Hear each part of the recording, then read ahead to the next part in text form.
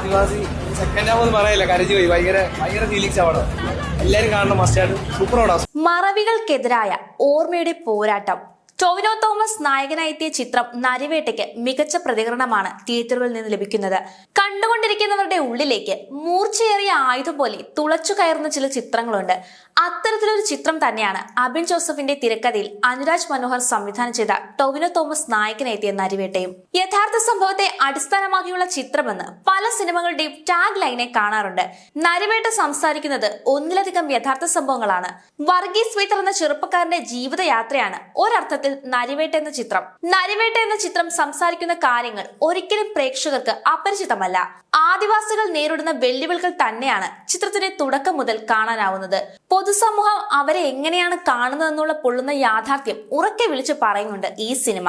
ആദിവാസികൾ നേരിടുന്ന പ്രശ്നങ്ങൾ മാത്രമല്ല, ജനങ്ങൾ ഇപ്പോഴും ചർച്ച ചെയ്തുകൊണ്ടിരിക്കുന്ന പല സംഭവങ്ങളും സിനിമയുടെ പലയിടത്തായി വന്നു പോകുന്നുമുണ്ട്. കേരളത്തെ ഞെട്ടിച്ച ഒരു സംഭവത്തിൽ നിന്ന് പ്രചോദനം ഉൾക്കൊണ്ടുകൊണ്ട് പുതിയൊരു കഥാപരിസരത്തേക്ക് പ്രേക്ഷകനെ കൂട്ടിക്കൊണ്ടു പോകുന്നത് നരിവേട്ടയുടെ അണിയറ പ്രവർത്തകർക്ക് സാധിച്ചു എന്ന് നിസ്സംശയം തന്നെ നമുക്ക് പറയാനാവും.